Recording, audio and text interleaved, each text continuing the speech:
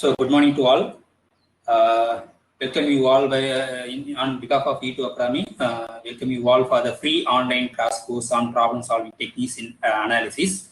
For these 2 days, we are going to discuss some previous year questions from GATE and then CSER, only real and complex analysis question papers. So if you have any doubt, you can ask in the chat box. And one more thing, the recorded video is available in the same website up to 7 days. You can utilize it anytime. Okay, so now I share my screen. You can see my entire screen. Please wait. Okay, now I think my screen is sharing. Yeah, it's shared. Okay. Okay, good. Now we discuss one by one problem. Now look at the first problem. Now look at this first problem. This is sequence of functions. Let fn of x equal to x power 1 by n for all x in closed interval 0, 1. Then which of the following is true? Okay. Now look, we have to find the point-wise limit for this sequence of functions. So how to find the point-wise limit? We got to substitute for each values of x. We got to find the limit of this sequence. Okay. Now we now consider the first problem. So what is our sequence of function? Fn of x equal to x power 1 by n, where x varies from closed interval 0, 1. Now substitute x equal to 0. So what will get? Fn of 0. So Fn of 0 is a sequence. So what is the sequence? This is 0 power 1 by n. So 0 power 1 by n is nothing but 0. Therefore, this is a constant sequence. Therefore, this converges to 0 as n goes to infinity. Okay. Now consider x equal to 1. So that is Fn of 1. So substitute x equal to 1, 1 power 1 by n. This is nothing but 1. Again, this is a constant sequence. Therefore, this converges 0 as n goes to infinity. Suppose you assume that x lies between 0 and 1. Then what is Fn of x? So this is nothing but x power 1 by n. And we know that this is converges to 1. Okay, because we know that for any a positive, a power 1 by n converges to 1. Right? Therefore, this is converges to 1 as n goes to infinity. Therefore, we know all the values of x, we know the limit. Therefore, you can write the sequence Fn of x converges to maybe we call some f of x. So this f of x is actually nothing but for 0, for x equal to 0, the value is 0. For all other values of x, we get 1. Okay. Point-wise limit for this sequence of functions. Okay. Okay. Now, what do you look at the options? Okay, look at the first options. A limit n goes to infinity, Fn of x exists for all x. Yeah, it is true. Because for each values of x, the sequence converges. Fn of x converges. Therefore, this limit is exists. Therefore, the first one is correct option. But look at the second one. The limit Fn of x defines a continuous function. But look at the function f of x. F of x is nothing but the limit of the sequence. But this is not a continuous function. This is not continuous at x equal to 0. Because if you draw the graph of the function f of x, so for 0, we get 0. But in between 0 and 1, it's take 1. Okay. Therefore, the function looks like this one. But except this point. Therefore, this function is not continuous at x equal to 0. Therefore, the second option says the limit, actually we can rewrite some other form, limit n goes to infinity, Fn of x is nothing but f of x, where f of x is nothing but this one. We know that f of x is not continuous. Okay. Look at the second option, they say it's a continuous function, it's not continuous function. Now, third option is Fn of x converges uniformly. So we know the result. Suppose the sequence of function converges to f uniformly, and each Fn is converges, then the limit should be continuous. Clearly, f of x equal to x power n, this is a continuous function. Okay, so Fn of x equal to x power 1 by n, this is a continuous function for each n. Okay, therefore, suppose Fn of x converges to f of x uniformly, the theorem says that limit should be continuous. But in this case, the limit is not continuous. Therefore, Fn of x does not converges to uniformly, but is converges to point-wise to f of x, but does not converges to uniformly to f of x. If it is uniformly, then f should be continuous because each f1 is continuous. If it is uniformly, then the limit also continuous. But in this case, limit is not continuous. Therefore, third option is false. And look at the last option. They say the limit is always 0. That is not true because we get the limit is 0 only for x equal to 0. And then for all other values of x, we get 1. Therefore, the last option is false. Okay. Now look at the second problem. Therefore, the first one is the correct one. So the limit exists for all x. Now look at the second one. Suppose I equal to 2 point set, that is 1, 2, otherwise they write union singleton 1, union singleton 2. It's nothing but just 1, 2, 2 point set. And then they define a distance function, that is phi of x equal to distance of x, I. Okay, where x varies over a real number, but I is nothing but just a 2 point set. It's nothing but infimum of modulus of x minus y such that y in I. Okay. Now we have to discuss about the continuous of this function. Okay. Now, first you got to write the definitions properly. So the given I equal to 2 point set 1, 2, and then define the phi is a function from R to R. Is defined to be phi of any real number x, defined to be distance of x, I. So what is the definition of this? It's nothing but infimum of here for each x is fixed, okay, y is varying. That's that y belongs to I.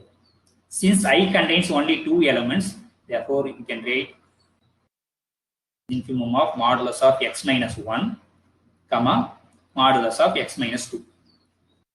So infimum of these 2 elements is nothing but pi of x. Now we know the graph for modulus of x. So therefore we have a modulus of x minus 1. So first you draw the graph for modulus of x. So this is like this one. So this is mod x graph. But we need a mod x minus 1 graph and mod x minus 2 graph, and then from these 2 graphs we got to take the minimum. So 0. If substitute x equal to 1, we get 0, right? Or if substitute x equal to 0, sorry, x equal to 1, we get 0. Therefore, this is 1 and this is 2. For x equal to 1, this is 0. Therefore, the graph cross this point and then look like this. So this is nothing but just a translation of this mod x is nothing but mod x minus 1. The translation point is 1 unit. So similarly, for mod x minus 2 graph is look like this one. Okay, so this is mod x minus 2 graph and this is mod x minus 1 graph. So the 2 graphs meet at the point here. Actually, this point is nothing but midpoint of 2 and 3. So what is the midpoint? 3 by 2. Okay. So now what is the minimum value? So minimum of the function or infimum or minimum. So infimum of the graph is nothing but just the lower curve.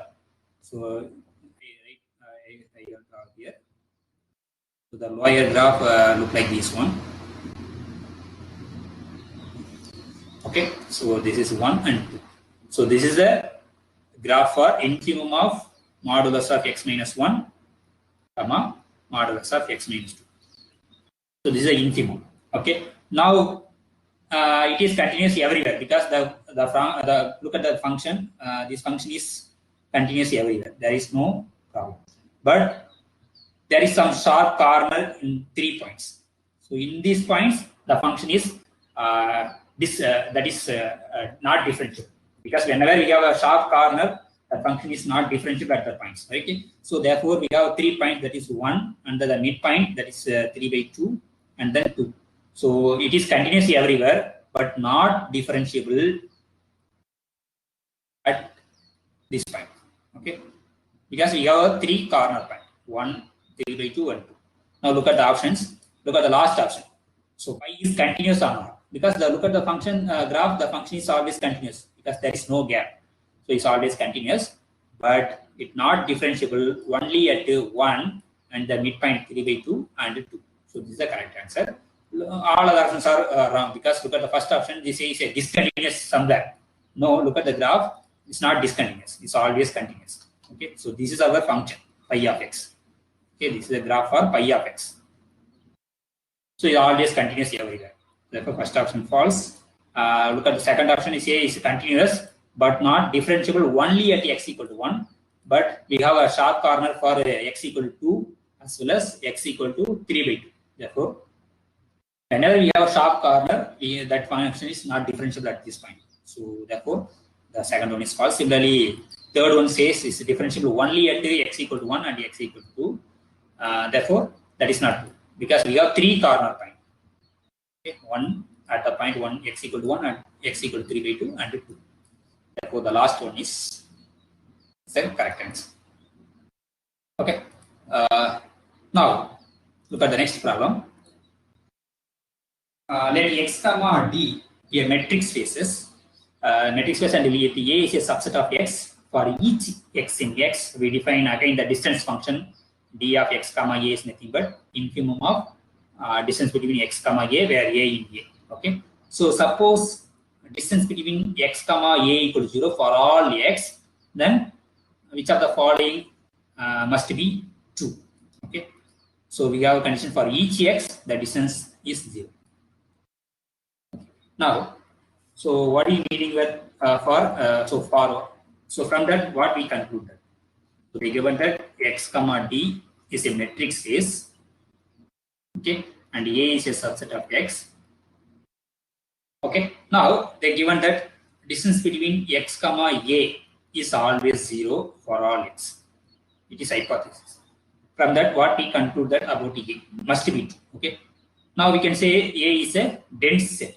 What do you mean by a is dense? So we say a is a dense set in x if the closure equal to x. If a closure equal to x, then we say a is dense in x. Okay. So if this is happen for all x, then we are going to show a should be a dense set. So that means what we can show a bar equal to a. Since already we know that a is a subset of x, therefore a closure is a subset of x. Now we have to show the reverse implication, that is x is subset of a closure. We have to show that x is a subset of a closure. Therefore, we take arbitrary x. We have to show that x belongs to a closure. That means what? X is a limit point of a. That means what? We have to find a sequence in a which is converges to x. Okay. So we take arbitrary element x in x. So what is our aim? So aim is we have to show that x belongs to a closure. Okay. So that is we have to show x is a limit point of a. That is there is a sequence an in a such that an converges to that x. So that is our claim. Now we know that distance between a comma x comma a equal to 0 for all x. So that is for in particular for this maybe we take y for simplicity, we take y. Okay. So now we know that distance between this y comma a is always 0. Okay, because this is true for all x. In particular, take x equal to a. Therefore, distance between y comma a equal to 0. So what is the definition of distance between y comma a? Is nothing but infimum of distance between y comma small a such that a in b. So this infimum is 0. So we know that infimum and supremum is always a limit point of a set. Okay, that means what? Suppose infimum of a set some s equal to L means what? L is a limit point of s. That means what? There is a sequence some Sn in S such that this Sn converges to L. Similarly, suppose supremum of some set s equal to some k. Again, k is a limit point of the set s. So therefore, we have to should know that infimum and supremum of a set is always a limit point. So limit point means what? We have to find a sequence in the set converges to that point. So therefore, here infimum of this set. What is our set? Distance between y comma a such that a in a. So infimum of this set equal to 0. That means what? 0 is a limit point of this set. That means what? There is a sequence in this set. So the sequence here a only varying, right? Therefore, the sequence look like distance between y is fixed. So only we have to find the in the second coordinate only we have sequence. So there is a sequence in the set. Maybe better we call some other notation for this set. Otherwise, keep the same notation. So there is a sequence in the set such that the sequence d of y comma an converges to that point 0. That means what? So actually this distance between y and an is very close. That means what? That is, this is as n goes to infinity. That means what? An converges to y. So therefore, we have find a sequence in A because an is a sequence in A. So all the ans belongs to this A. Therefore, we have to find a sequence in A such that this converges to y. But we take y is an arbitrary element in X. Therefore, this X is a subset of A closure because every point of X is a limit point of A. Therefore, X is a subset of A closure. We already know the one containment, that is A closure is a subset of X. Now combine these two, we get X equal to A closure. That means what? X, A is a dense set in X. Therefore, it must be true that A is dense in X. Okay.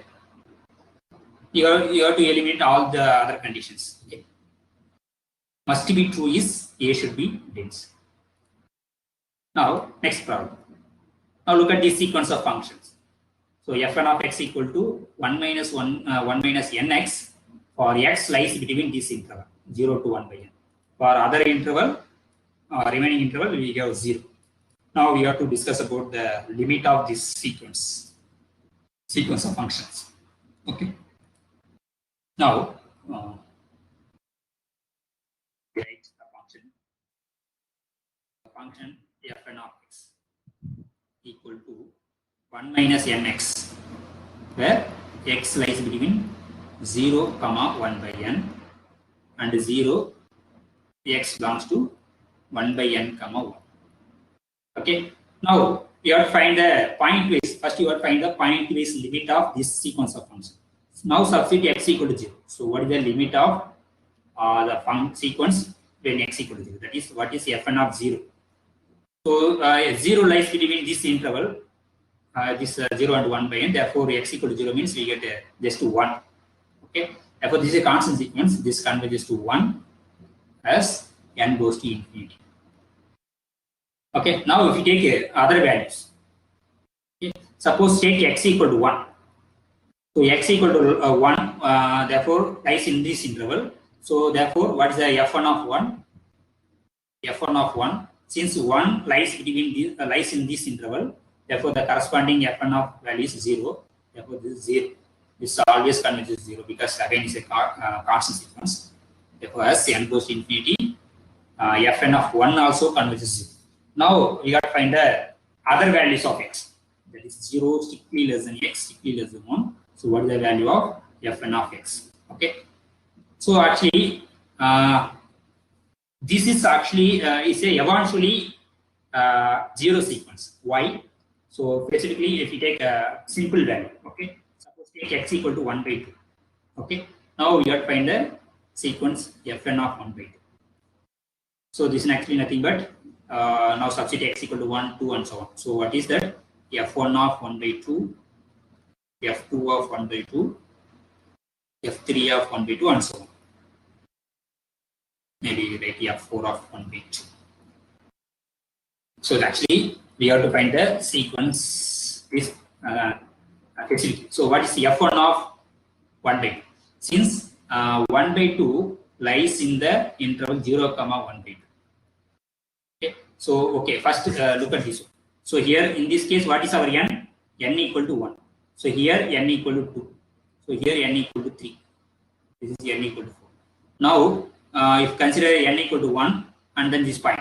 So if n equal to 1 means 1 by 2 lies in the interval 0, 1 because we take n equal to 1, right? Therefore, look at this function. If substitute n equal to 1, we get 0 to 1. Okay. If substitute n equal to 1, we get 0 to 1. So for 0 to 1, if substitute n equal to 1, we get what is the corresponding value? 1 minus nx, 1 minus n is 1, x is 1 by 2. Okay, so this value is actually nothing but 1 by 2. Therefore, f(1) of 1 by 2 value is 1 by 2.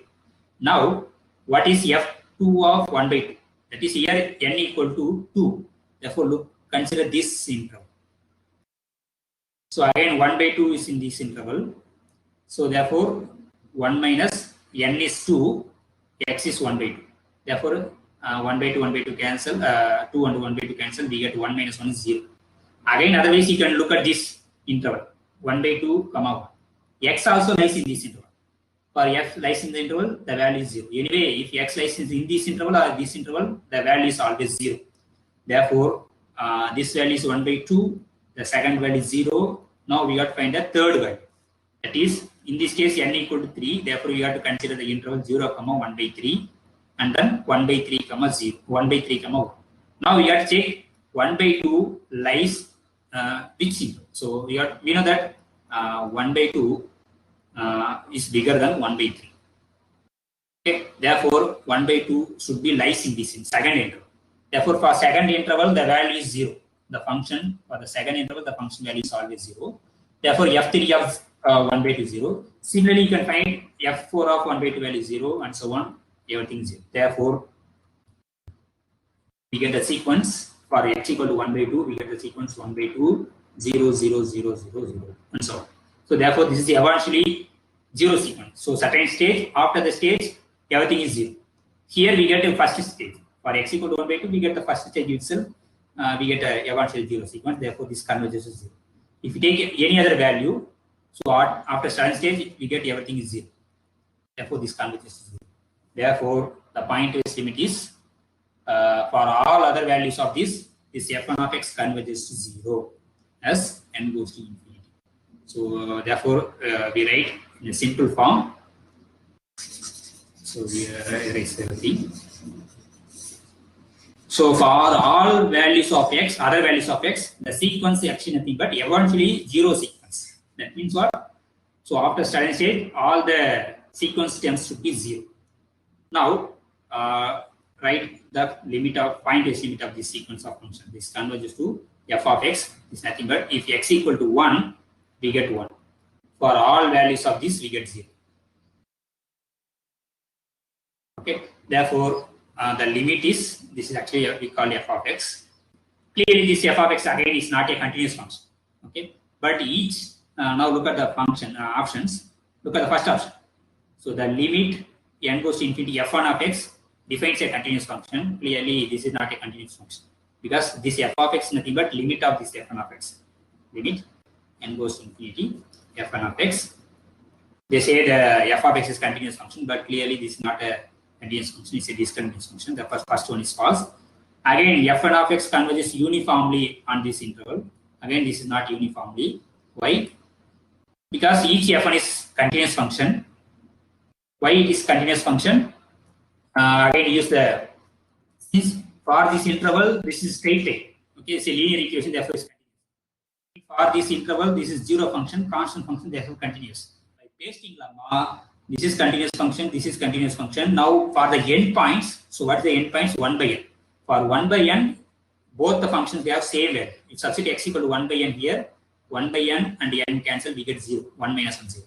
This is always 0. Therefore, for the endpoints 1 by n, two functions are agree on the endpoint. Therefore, by pasting lemma or boolean lemma, we get a continuous function. Therefore, each f1 of x is a continuous function.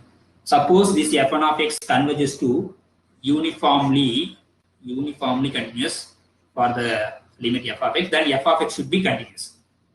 So, but here we have f of x is a, each f1 is continuous, but f of x not continuous.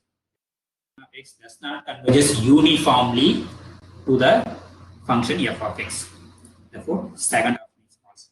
Look at the third option again. They say the limit is always 0, but we get the limit is 1 for the value x equal to 1. Therefore, again, third one is false. Now look at the last one. Limit n goes infinity f1 of exists for all x. Yeah, it is exists for each values of x. The values exist. That means what? For each values of x, that f1 of x converges. So therefore, limit is exist. Therefore, last one is the correct one. Okay. Okay. So for any doubt, no. Okay. Now look at the next problem. Again, look at this same problem we discussed in the second problem, right? So, but here they given that I is a interval. But in the previous problem, we discussed I contains only two elements, that is 1 and 2. But here we consider the interval. Now again, the same function, the distance function. So we have to discuss about continuous and the differentiability of this function pi. Okay. So same thing, for once you draw the graph, you get the answer. Now, fifth problem, they say take I equal to close interval 0, 1. Again, phi is a function from R to R, defined by phi of x equal to distance of x, identity. That is, interval I. So this is nothing but infimum of, by the definition, this modulus of, because we have the real case, therefore you can write the usual metric, x minus y, such that y in I. Okay. So now draw the graph for this one. So here y varies in close interval 0, 1. Therefore it has uncountably set. Therefore there are uncountably many points there. Therefore, if you draw the graph of this, with this 0 and this 1, if you take a y equal to 0, we get mod x, right? Therefore draw the graph mod x graph. So this is mod x graph. So if you take next point, if you take 0 point, maybe better 0.1. If you take y equal to 0.1, we get x minus 0.1. That means what? Just a translation of this mod x graph. Therefore, maybe this is 0.1. So consider this is 0.1, but this is not look like this one. Maybe this one. So this is the graph of this next point. So again, if you take the next point, we have this one. Okay. Therefore, for each point in the close interval 0, 1, we have a mod x minus that point. Okay. Therefore, finally, if you take y equal to 1, the end point. So for the end points, we get a graph look like this one. Okay. Therefore, look, everything look like this one. The graph look like this one. Okay. But we are going to take the infimum. So therefore, if you take the infimum, what is the minimum value of this graph? So directly write draw the graph. So this is a minimum because there is no graph after this. There is no graph here. Therefore, the minimum one is we get the mod x equal to 0. We get the one side for one side graph. So this is 0. We get the minimum this side, and then this side also we get 1. So therefore, we get a graph look like okay. This is lies in the x-axis. Okay. So sorry.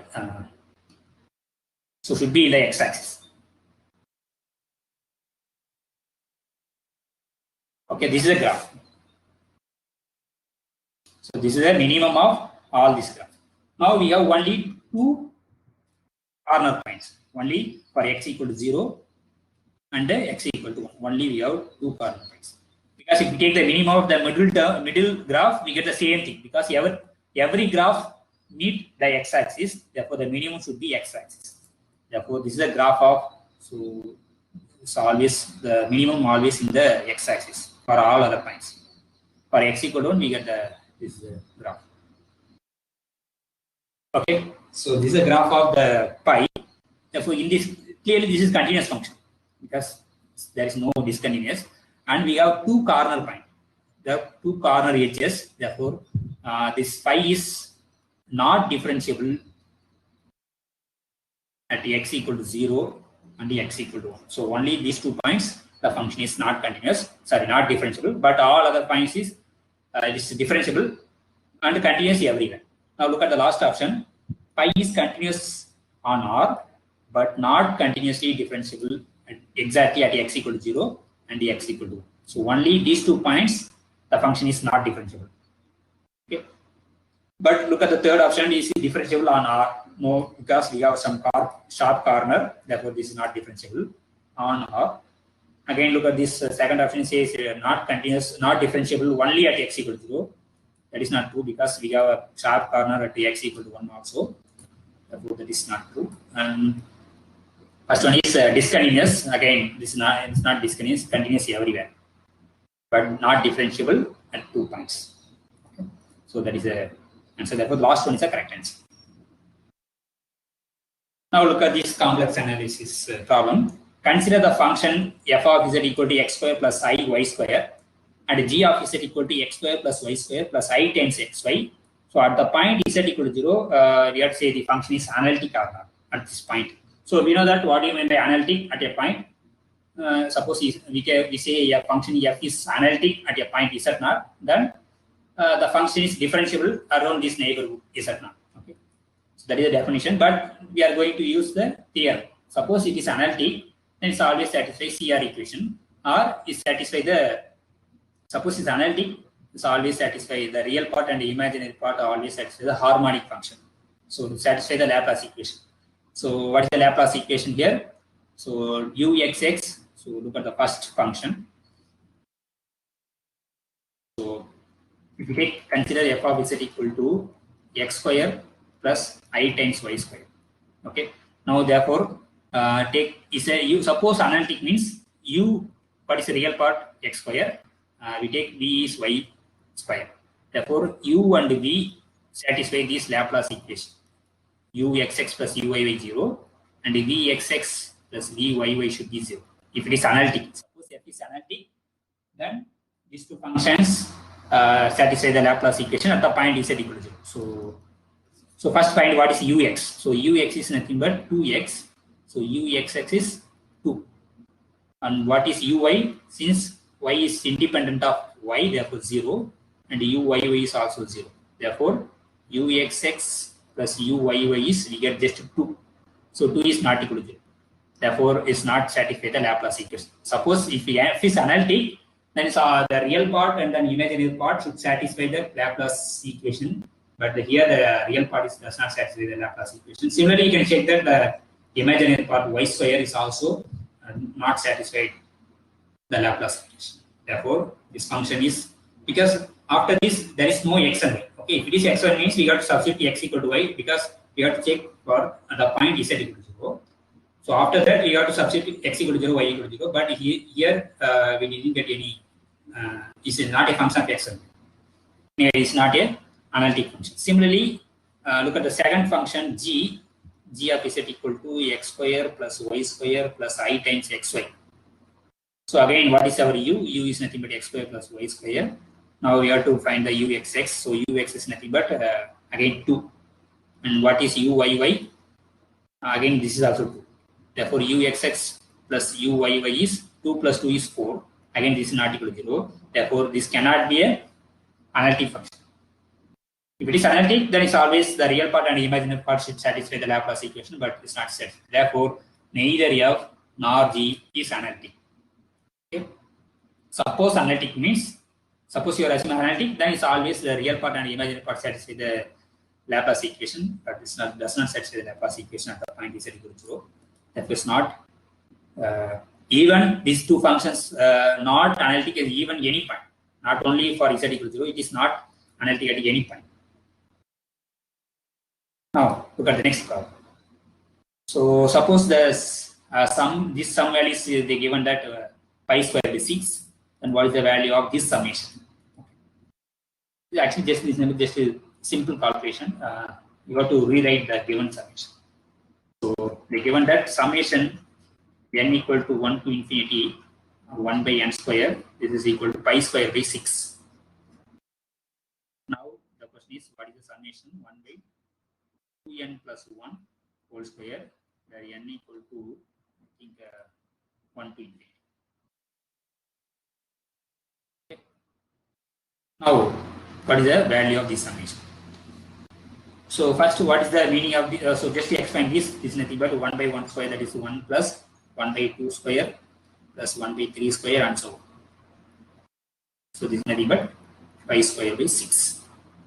Now just to expand this summation. Now substitute x equal to 1, sorry, n equal to 1, we get a n equal to 1 means 2, 1, 3. So 1 by 3 square, and substitute n equal to 2, we get 5 square. And then substitute n equal to 3, we get 7 square. Therefore, we get only the square of the odd numbers. Okay. So this is the expansion of this summation. Now you got to add and subtract the even powers also. So therefore, we start from this 1 by 3 square plus 1 by 5 square plus 1 by 7 square and so on. So this is the original summation value expansion. Now we can add 1 by 2 square. Okay, so you can add 1 also. Because we are going to use the given hypothesis, right? Therefore, 1 plus 1 by 2 square plus 1 by 3 square plus 1 by 4 square and so on. So now you can add 1 by 2 square, 1 by 4 square, 1 by 6 square. Therefore, you got to subtract all these things. Okay. So what we got to subtract now? Take the minus outside for all the subtraction. Therefore, you get 1 plus 1 by 2 square plus 1 by 4 square plus 1 by 6 square and so on. Okay.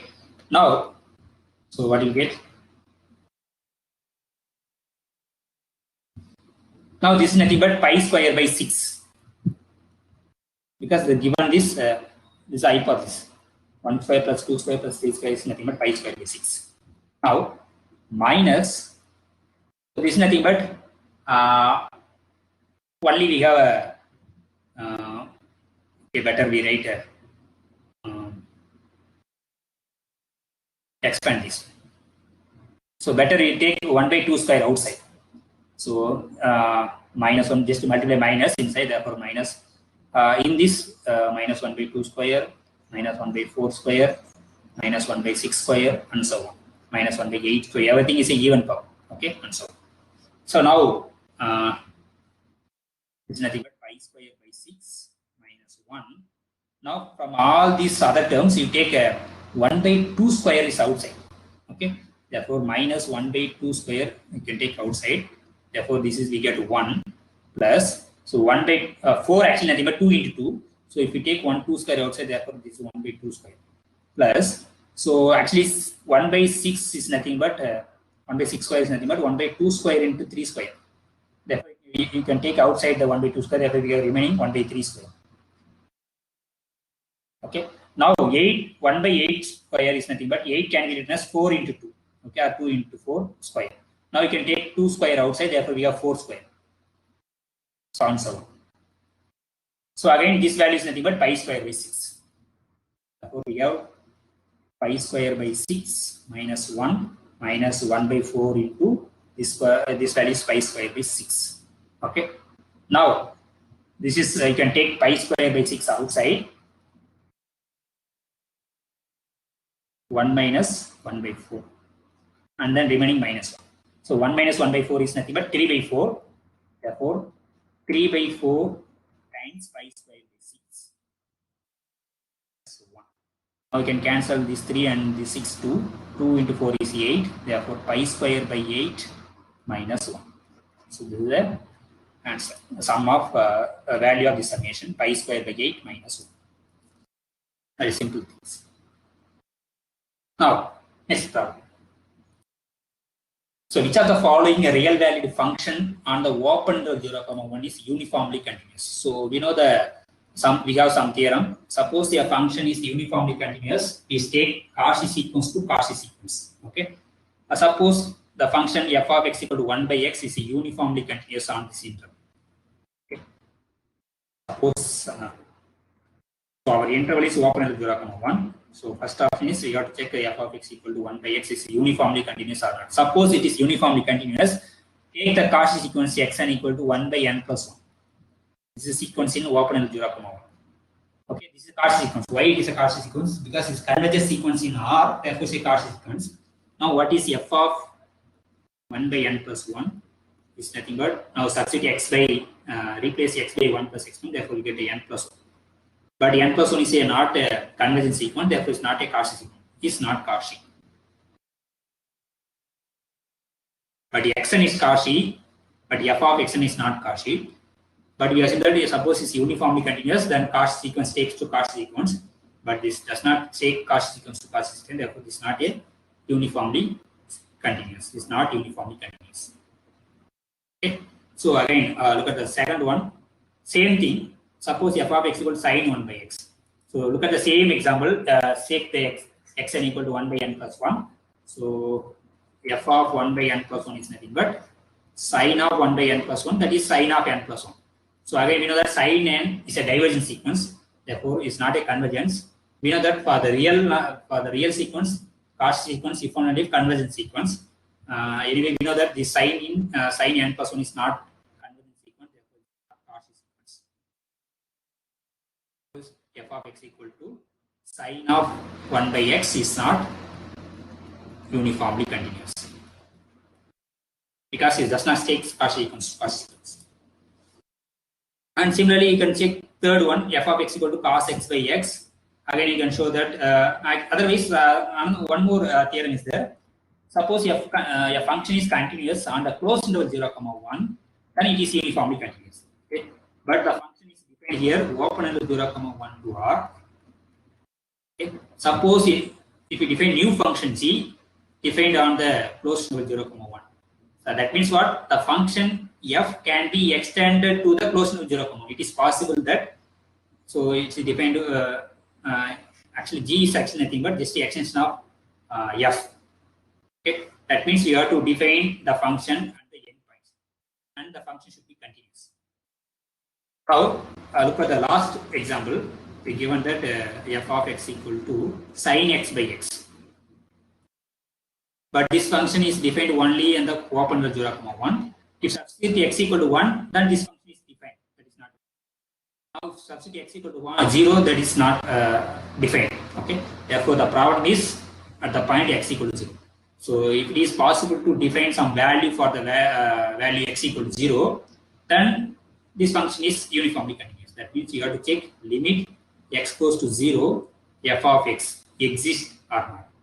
So, we know that limit x goes to 0, sin x by x. We know that by using the L'Hospital rule, sin 0, 0, 0 by 0 format. Therefore, you have to differentiate numerator and denominator. Sin x differentiation is cos x. And then this is 1. Now substitute x equal to 0, cos 0 is 1. Okay. Therefore, at the endpoints, at the two endpoints 0 and 1, the function values exist. Therefore, we can extend the function to the endpoints also. Again, it is continuous. Therefore, it is uniformly continuous. Continuous function on the closed interval 0, 1. Therefore, it's uniformly continuous. But look at the third option. We cannot get the value for the endpoints. Because limit x goes to 0, cos x by x, we didn't get any particular value. We cannot use the L'Hospital rule because sin 0, cos 0 is 0. So we get actually, 1 by 0. So that is infinity. That is 1 by 0 is not a this form. So actually, this is not a uniformly continuous. Otherwise, you can use the same sequence definition. Okay. So therefore, the uniformly continuous function is only the last one. Why this is a uniformly continuous? Because we can extend this function to the endpoint 0 and 1. 1 is not a problem because substitute x equal to 1, we get a just a well-defined real number. But if you go approaches x equal to 0, again you get some real number. Therefore, this function can extend to the endpoint. Therefore, it's uniformly continuous. All other functions are not uniformly continuous on the interval open to 0, 1. Okay. So, for any doubt, no. Now look at the ninth problem. So look at the function f of x equal to a0 plus a1 times mod x plus a2 x square and a3 mod x cube. It is differentiable at x equal to 0 only when. So what is the so for what values of a1, a2, a3, the function is differentiable at x equal to 0. So we know that mod x is not differentiable at x equal to 0. The same idea. Suppose f of x is nothing but a0 plus a1 times mod x plus a2 times mod x square plus a3 times mod x cube. Okay. So actually mod x square is same as x square, right? Mod x square is same as actually this is nothing but mod x modulus of x square. Since x square is positive, therefore modulus of x square is nothing but x square. Okay. Therefore, and then what is modulus of x cube? So modulus of x cube can be written as modulus of x square times modulus of x. So for modulus of x square, we get x square times mod x. Okay. So this function is differentiable at x equal to 0. So why this is differentiable? So we know that when we say a function is differentiable at a, that f of x can be written as f of a plus x minus a into some f1 of x. Find some continuous function f1 such that this is happened, then f is differentiable at a. Now we have to check this function is differentiable at a point 0 or not. Therefore, x square mod x can be written as, so f of 0. So f of 0 actually nothing but 0 plus x minus a, again a is 0, therefore x into this, we can choose f of f1 is nothing but again we can write this is x into mod x into x square. sorry, into x, because x square mod x. Therefore, choose f1 is nothing but x into mod x.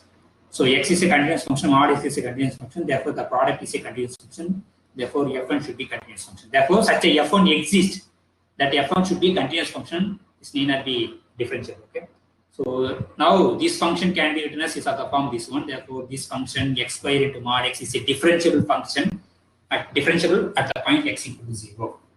Therefore, no condition needed for a3, because for always x equal to 0, this mod x cube is differentiable, and this is actually reduces to x square. Therefore, there is no condition on a2. Now look at this one. So this, we know that mod x is not differentiable at x equal to 0. Therefore, if it is differentiable, this a1 should be 0.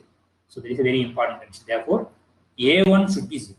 Look at the last one. Only if a1 equal to 0, then only this function is differentiable at the point x equal to 0. Okay. No problem for no. So if you take a2, a3, anything, it's always differentiable. Why it is always differentiable? This function is always differentiable at x equal to 0. Actually, this is just x square. Therefore, it's always differentiable. Therefore, only problem is this term. Therefore, we can take a1 should be 0. So don't worry with the constant term. Constant term is differentiable always for all the points. Therefore, only if a1 equal to 0, that function is differentiable at x equal to 0. Now, next problem. So the number of limit points of the set 1 by n plus 1 by m, such that mn is an element in natural.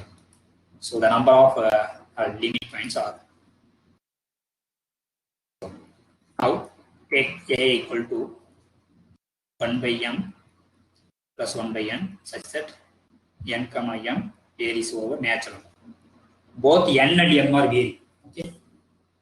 Now we are going to show the limit points of this set. Actually, the limit point is nothing but a closure. We are going to show this is singleton 0 union all the n by n 1 by n format.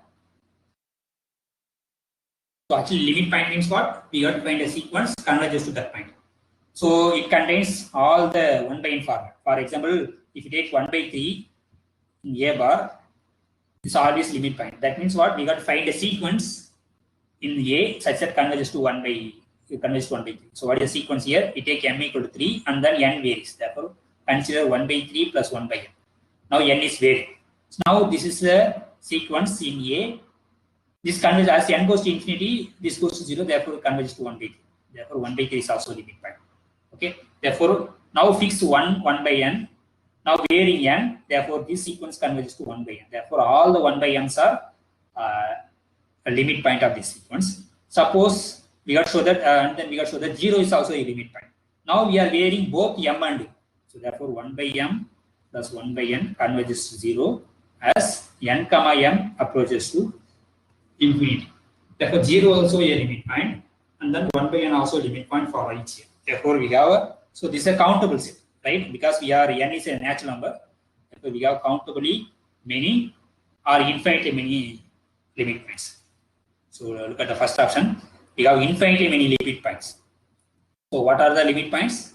So just in singleton 0 union 1 by n such that n in n. These are all the limit points of this set E. Now next problem. Now look at this problem. Let A, B, C be distinct real numbers. A not equal to B not equal to C. Then the number of distinct real roots of this equation. Okay. Now this is a third degree polynomial. Anyway, if we expand this, anyway we get x cube. Here we get x cube. Here we get x cube. Therefore 3 times x cube. Anyway, it's an odd degree polynomial. We know that for any odd degree polynomial there is a real root. Anyway, now we got to say exactly 1 real root or 2 real root or 3 real root and so on. Okay, so we have to check this one. Now, what is our function? Better we take f of x equal to x minus a whole square plus x minus b whole square plus x minus c, actually cube, sorry, x minus cube c whole cube. So we got to find the solutions for this equation f of x equal to 0. Okay. Now find the derivative. What is the f dash of x? You have to differentiate by term by term. Therefore 3 times x minus a whole square plus 3 times x minus b whole square plus 3 times x minus c whole square. Now everything is a positive term because x minus a is a whole square, this is positive, a3 is positive, again this term is also positive, everything is positive, therefore strictly greater than 0. Therefore f dash of x is always greater than or equal to 0.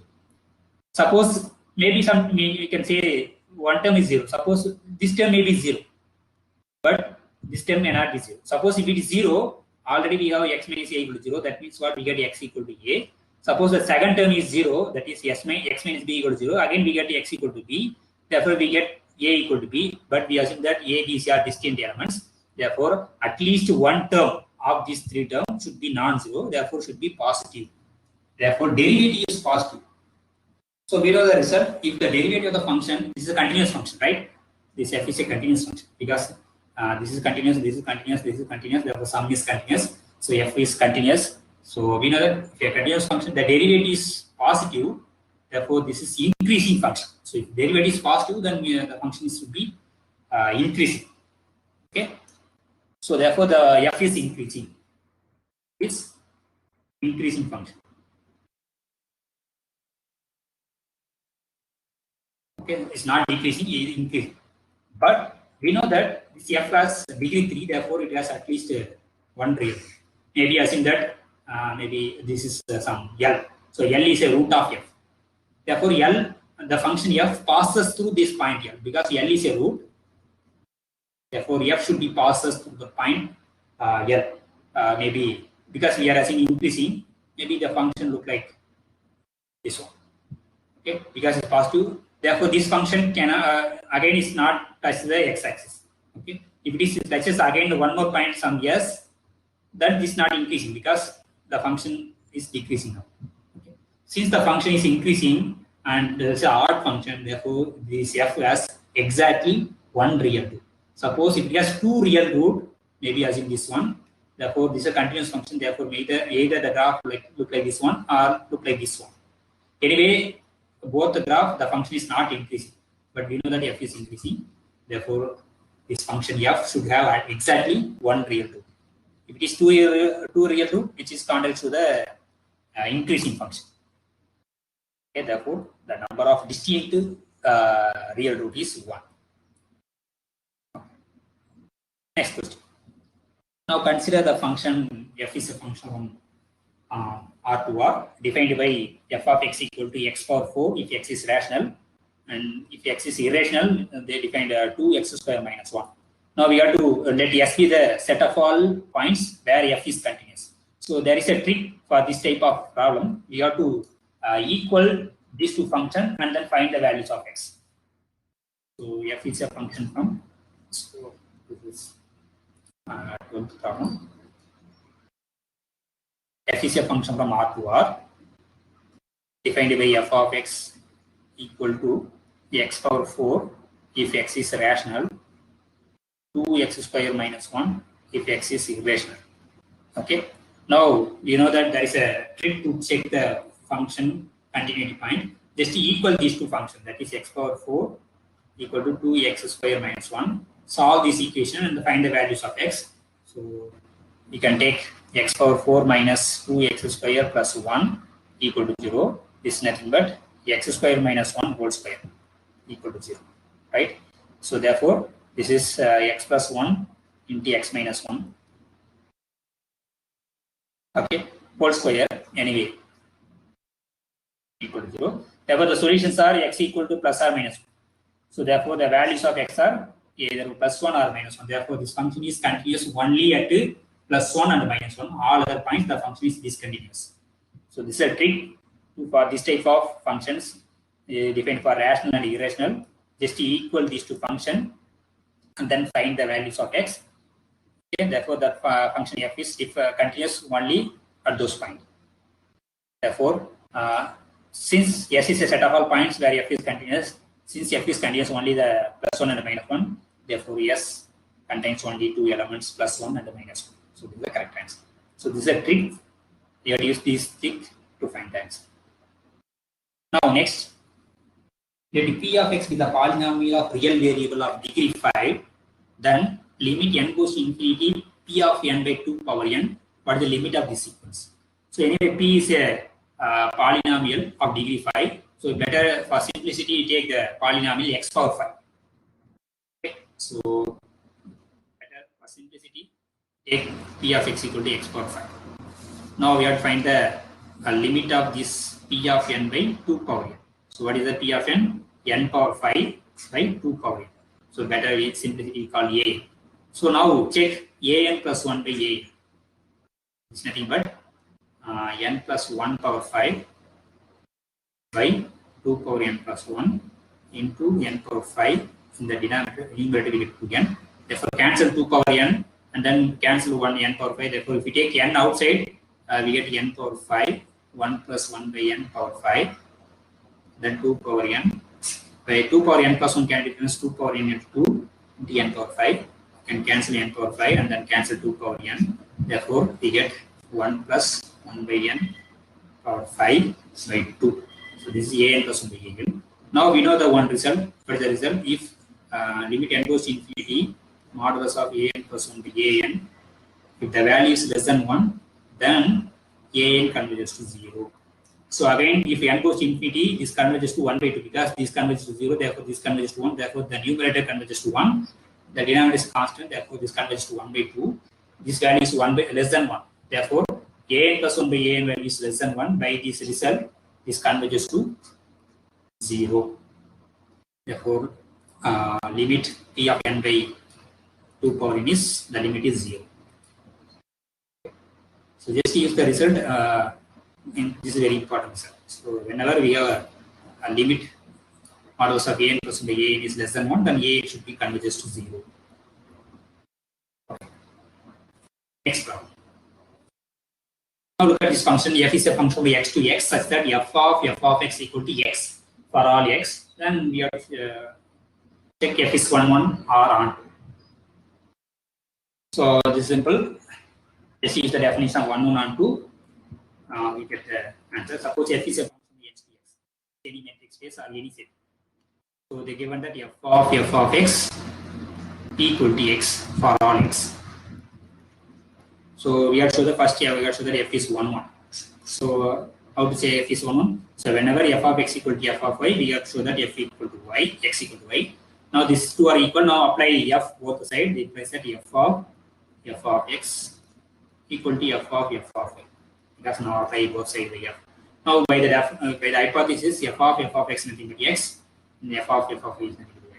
Therefore, whenever we f of x equal to f of y, we have x equal to y. Therefore, f is 1. Now we have to check so that f is on 2.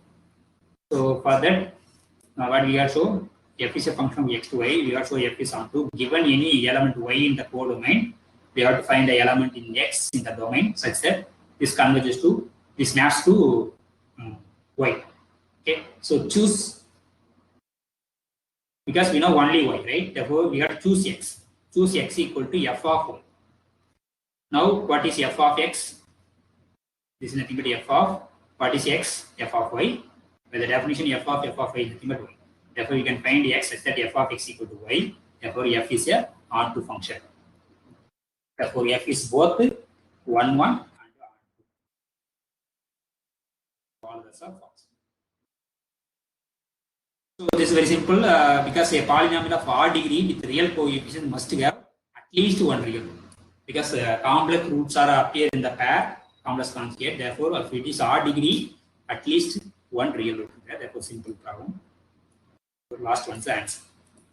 Okay. So far you need to know. Now look at the next one. Okay, which one of the following subset of R with the usual metric is not complete? So we know that complete means what? Every Cauchy sequence converges. Converges to the limit point should be in the set. Look at the third option. It is close to 0 open. Okay, if it is Cauchy sequence here, better take 1 by n plus 1 or 1 by n. Better take 1 by n plus 1. As n goes to infinity, that converges to 0, it is there. But you have to show that it's not complete. Therefore, you have to choose some other Cauchy sequence. Okay. So, if you take xn equal to 1 minus 1 by n, you are subtracting a positive number from the 1, therefore it's always less than 1, right? and then take n in greater than or equal to 2 or 3 anyway. So therefore, this sequence lies between 0 and 1. So and 1 minus 1 by n converges to 1 because this goes to 0 and 1 converges to 1. Therefore, this is 1, but this does not belong to our set goes to 0 open. Therefore, this set is not complete. Why it is not complete? We take Cauchy sequence, but the limit point is not in the set, therefore it's not complete. And look at the other option, look at the first one. And there is a theorem, there says, yes, complete if and only if compact and totally bounded. So the first set one is compact and is totally bounded. Therefore, this is a complete set. And then this is also, we take any sequence, convergence point is, we take any sequence in the set, everything is of the form 1 by n. The limit of 1 by n is 0. We are 0 also including this set. Therefore, every limit point of this set is in the same set. Therefore, it's always complete. But the question is, which one is not complete? And if you take any sequence here, the convergence point should be in the set. Therefore, this is also complete. So all others are complete except the third one. This is not complete. Just to use the definition of complete, we get answer. Now, look at the 17th problem. So, this is some complex analysis. You got to use the Cauchy integral formula. So, f of x equal to summation n equal to 0 to 15 z power n for mod z belongs to C, complex number. And here, if you take C, the circle is or region is mod z minus equal to 2, and that is the value of this. Now, given that f of z equal to summation n equal to 0 to 15 z power n, and then given that mod z minus I equal to 2, this is our region domain, and the question is what is 1 by 2 pi, just integral over C, integral close to region, f of z by z minus I power 15. Z minus I power 15 dz equal to what?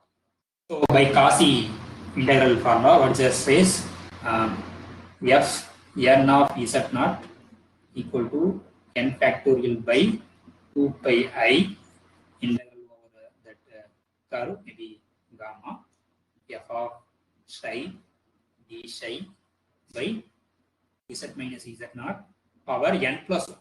If you assume n means the nth derivative, it should be n plus 1. So this is a Cauchy integral formula. So what is z naught? Z naught is nothing but this pole. Here z naught equal to I. Okay, in our case. And then what is our n? N should be, this is 15 given, therefore 14. 14 is our n. Therefore, now the question is, what is this? So therefore, just cross multiply this n factorial by 2n pi. So we have only this. So now apply this one. Therefore, n 14th derivative of f acting at I. This is equal to 14 factorial by 2 pi I integral over that curve f of z dz by z minus I power 15. Now keep this one side because we have to find the value of this one. Okay. Therefore, just cross multiply this term. Therefore, z integral over the curve f of z dz by z minus I power 15 d equal to 2 pi I by 14 factorial times f 14th derivative of I. So since what is f of z is nothing but 1 plus z square plus etc plus z power 15. Okay. If you find the 14th derivative of this function, so we get a 14 factorial plus 15 factorial times z. Okay, just find the derivative, 14th derivative, we get the value this one. Okay, now substitute this value here. So this is equal to 2 pi I by 14 factorial. What is here 14th derivative of, we got to substitute z equal to I. So therefore 14 factorial plus 15 factorial times I. Now 15 factorial can be written as 14 factorial into 15. Therefore, you can take 14 factorial outside. Therefore, 2 pi I. You can take 14 factorial outside. Therefore, we get 1 plus 15 I by 14 factorial. We cancel 14 factorial. Now we get 2 pi I times 1 plus 15 I. So this is the answer. Look at the first one, 2 pi I times 1 plus 15i. So just use the Cauchy integral formula, we get answer. Now next problem. So let f is a function from R to R, this is twice continuously differential function with the f of 0 equal to f of 1 equal to f dash of 0 equal to 0. So all these three values are 0. Then which one is correct? Okay. 18th problem.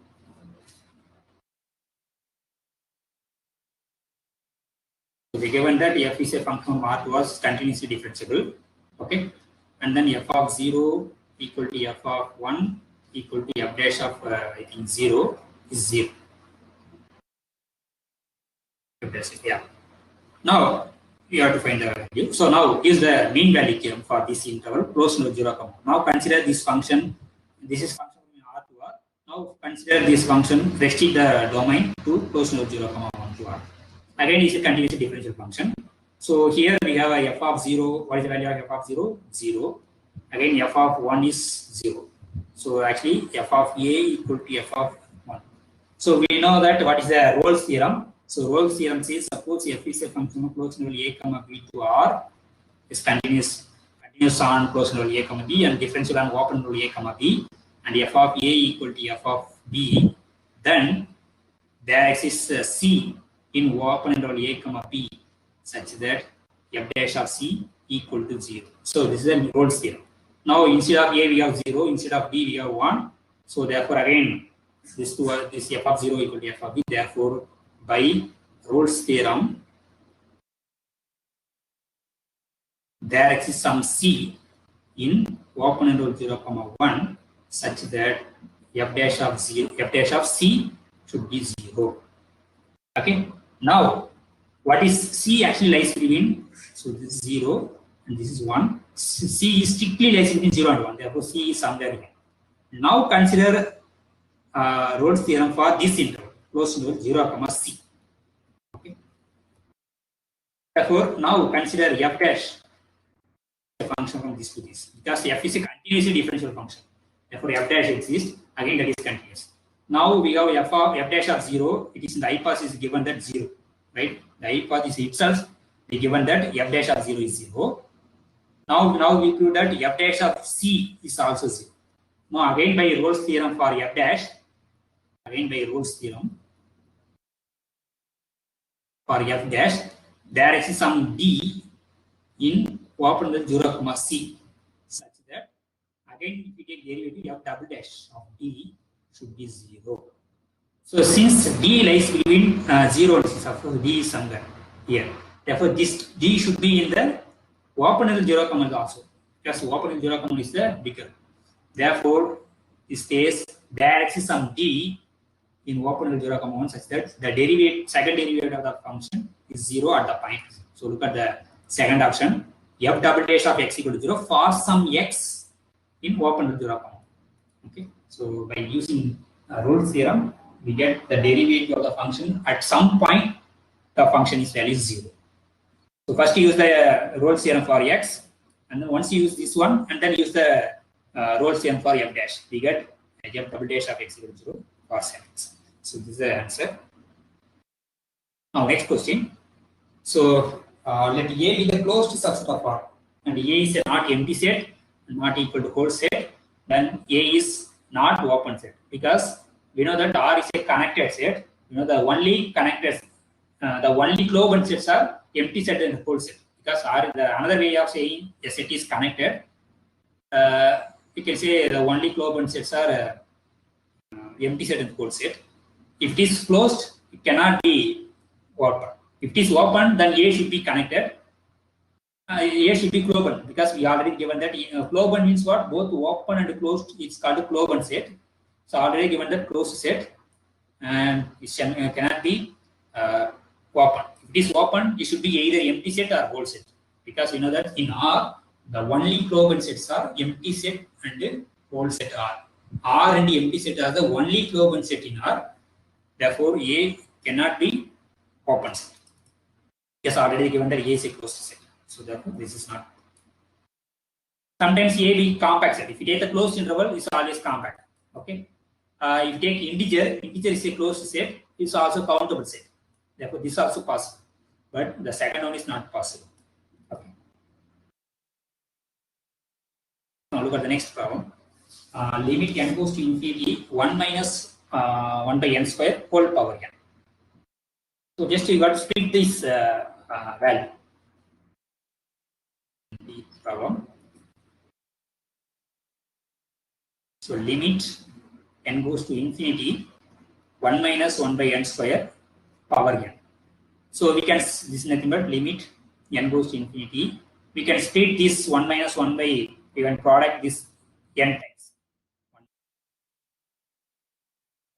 1 minus 1 to n times. So therefore we got to take, we know that limit of xn into yn equal to limit of xn into limit of yn, provided this x and yn converges. This is converges, this converges to 1. Again, this converges to 1. Each term converges to 1, therefore the product converges to 1, therefore directly write the limit is 1. Because use the algebra of limits, and this converges to 1. This converges to 1, therefore the product converges to 1. Therefore the value of this sequence is 1. But it's not E. So actually what is the limit of E? So limit n goes to infinity 1 plus 1 by n power n. So this is the value of E. And in general, 1 plus x by n power n, actually this converges to e power x. Okay, here x equal to 1, therefore you get e. So in general, 1 plus x by n power this is nothing but n. So otherwise, saying 1 plus n whole power 1 by. Okay, this also converges to e. So but here it is in the plus and you have some n square. Okay, therefore this converges to 1. It is not converges to E or E or something. Now, 21th problem. Suppose u equal to 2x times 1 minus y. Then the function v of x comma y, so that this function is analytic. So again, we have to check the CR equation. Therefore, we can easily check that if you differentiate this is ux, find ux. Ux is nothing but 2 times 1 minus y. Okay. Therefore, if you find this one, okay. This is y minus 1. If you take minus outside, therefore we get this one. So just to find ux and uy, and then from this option you have to find these are all v. So which one is a suitable v? So first one is a suitable v, such that this is analytic. So just to use the CR, check the CR equation, you get the answer. If you differentiate this is with respect to y, you get with respect to x, you get the same minus of. So this simple thing. So we have to check this one. First one is the answer. Just to check, just to use the CR equation. Now, this question 22 says, suppose we consider some sequence in the open interval minus 1, 1. Then what about the limit point of this sequence? So what do you mean by limit point? There is a difference between limit of the sequence, limit point of the sequence. So when we say a point is a limit point of the sequence, there is a subsequence in the given sequence converges to that point. Then that point is called the limit point of the sequence. So limit of the sequence is nothing but that sequence itself is converges to that point. Okay, so that is a difference between limit point and the limit of the sequence. Now, if you consider any sequence in the open interval minus 1, 1, so what about the limit points of this sequence?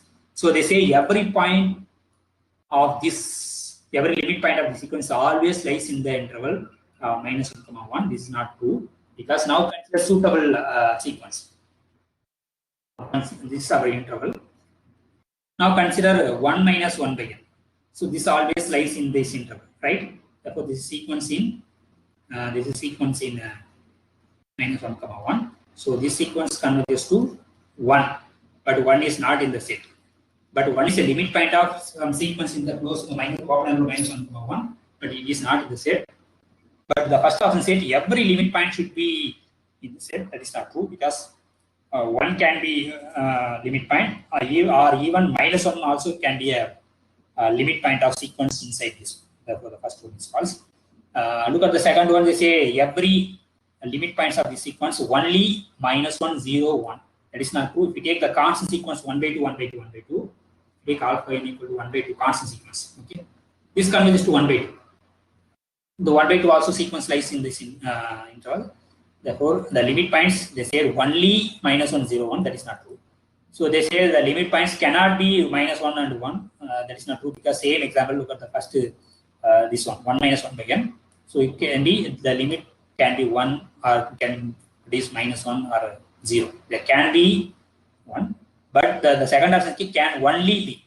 So only that is a false. If you say can be, means it may be true, but they say it's only be, therefore this is not.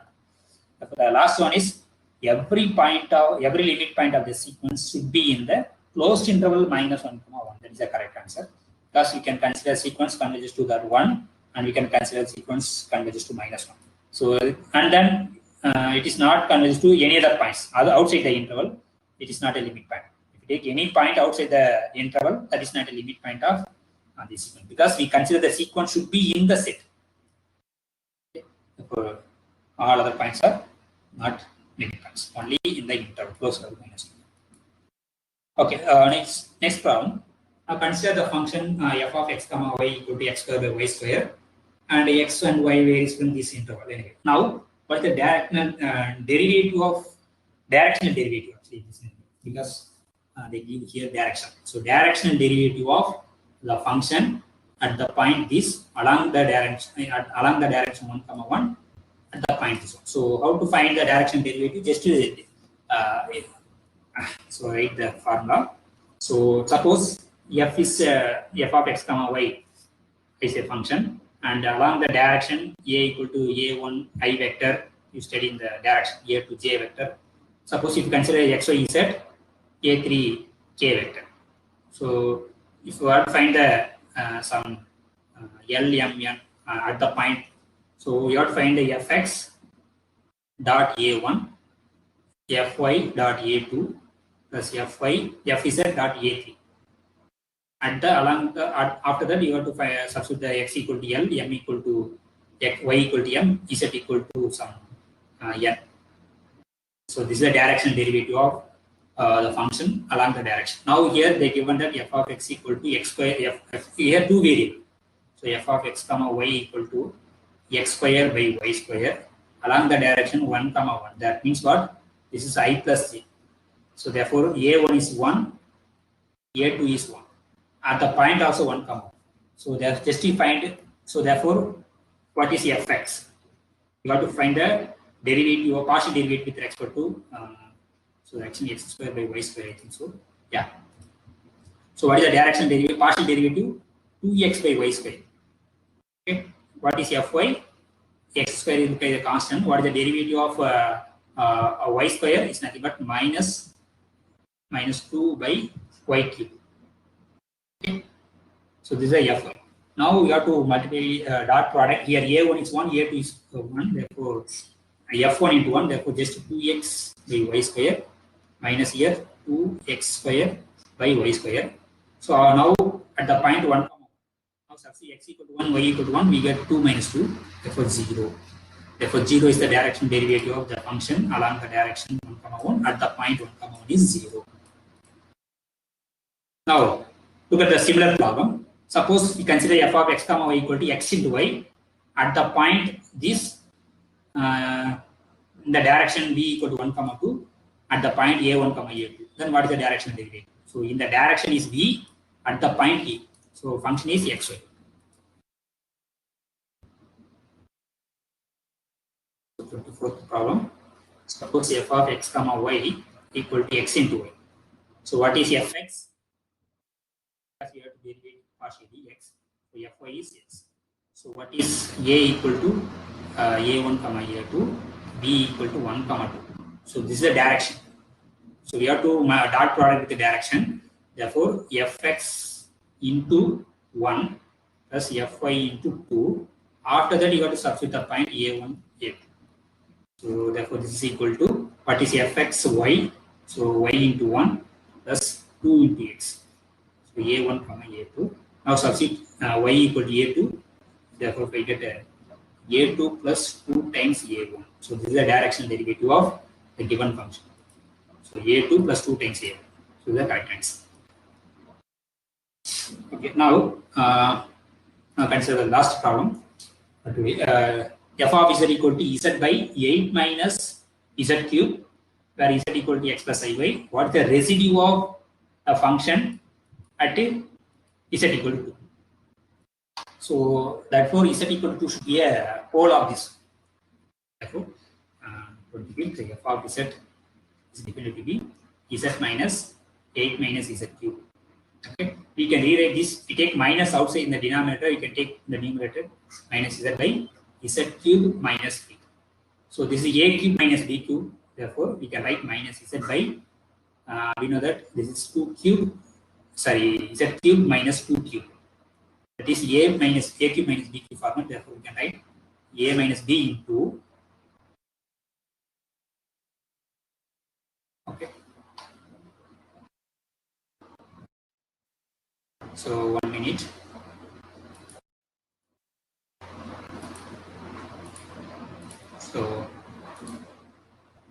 So the 25th problem, f of z equal to, you can directly write minus z by z minus 2, a minus b into a square plus 2ab plus b square. So we can write this one, right? Now, the question is, what is the residue of z equal to the function f of z? Okay.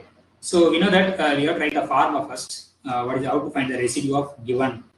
Right. Suppose z equal to z naught is a pole of order m. Pole of order suppose m. Then what is the residue of the function f of z at the point z naught is nothing but 1 by m minus 1 factorial into d m minus 1 derivative by d power m minus 1 times z minus z naught power m f of z. Okay, after that you have to take the limit z goes to z naught. Now here pole of order 1 here, therefore m should be 1. Okay, where z naught equal to 2. Therefore, now write the residue of f of z at the point 2 is nothing but limit z goes to 2. 1 by m minus 1. M is 1. 1 minus 1 is 0 factorial. 0 factor is 1. And then this is m minus 1 0th derivative. 0 is derivative nothing but just no derivative. Therefore, z minus 2 times m is 1 into f of z. What is f of z? Minus z by z minus 2 times z square plus 2z plus 4. Now cancel this z minus 2. Now substitute z equal to 2. Therefore, in the numerator we get minus 2. In the denominator we get 2 square is 4 and 2 into 2 is 4 and then plus 4. Therefore, this is 8 and 12 minus 2 by 12. Therefore, this is minus 1 by 6. Therefore, residue of the function is minus 1 by 6. Therefore, answer is the third one. All of them are false. Okay. Okay. Thank you. Now we stop the class now.